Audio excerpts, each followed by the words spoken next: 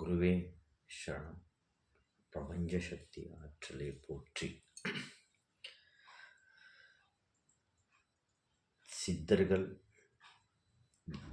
இறைவன் எல்லாரும் சோதிப்பார்கள்.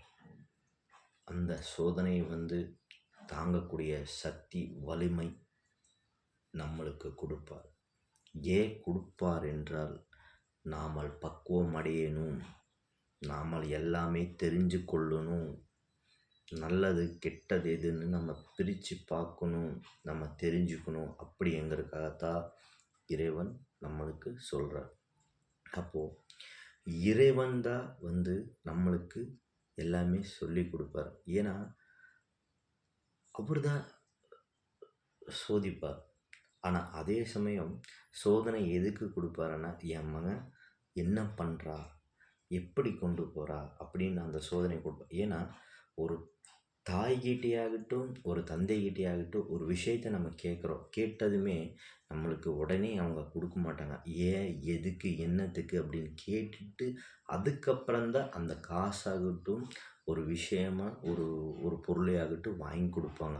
அப்போது அது மாதிரி தான் இறைவன் உங்களுக்கு எடுத்ததுமே கொடுக்க மாட்டார். நீங்கள் எதுக்கு கேட்குற, என்னத்துக்கு கேட்குற, என்ன பண்ணுற, எப்படி கொண்டு போகிற, உன்னால் நீ என்ன செய்கிற அப்படின்னு அவங்க கேட்பாங்க. அதுதான் அதுக்கு நம்ம இறைவன் நம்மளை சோதிக்கிறாரு, இவ்வளோ கஷ்டத்தை கொடுத்துட்டாரு, நம்ம எவ்வளோ வேணுனாலும் எங்களுக்கு இப்படி தான் இருக்குது, அப்படி தான் இருக்குதுன்னு நீங்கள் நினைக்காதீங்க. இறைவன் அவர் கொடுக்குற மகராசர் இறைவன் கடவுளாகட்டும், சித்தர்களாகட்டும் மற்றும் தேவர்களாகட்டும் எல்லாரும் கொடுக்கக்கூடிய இடத்தில் தான் இருக்கிறது. அதுக்கு நாம் தகுதியை நம்ம வளர்த்திக்கணும், நம்மளே நாம் தயார் பண்ணிக்கணும். அப்பொழுதுதான் இறைவன் எல்லாமே கொடுப்பார். அவரை போல சோதனை கொடுப்பவர் இல்லை, அவர் போல அள்ளி கொடுப்பவர் இல்லை. தன் மகனை சோதிப்பதுக்கு அவருக்கு உரிமை உண்டு, அவர் மகனுக்கு கொடுப்பதற்கு உரிமை உண்டு. அதனால் எல்லாரும் நீங்கள் எதை நோக்கி நீங்கள் பயணம் செல்கிறீர்களோ நல்வழியில் நீங்கள் பயணம் செல்லுங்கள். உங்களுக்கு நிச்சயமாக எல்லாமே கிடைக்கும். இது சித்தர்களாகட்டும், மற்றும் கடவுள்களாகட்டும், மற்றும் தேவர்களாகட்டும் எல்லாரும் கொடுத்தே தீர்வார்.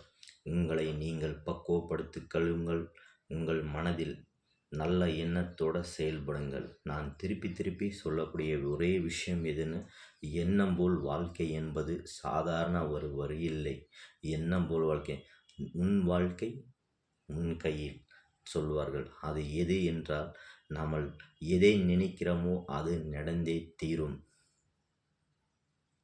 அதனால் நீங்கள் நல்ல பயணங்கள் சிந்திங்கள், நல்ல வழியில் செல்லுங்கள், நல்லதை மட்டும் நினைங்கள். ஓம் குருவே சரணம்.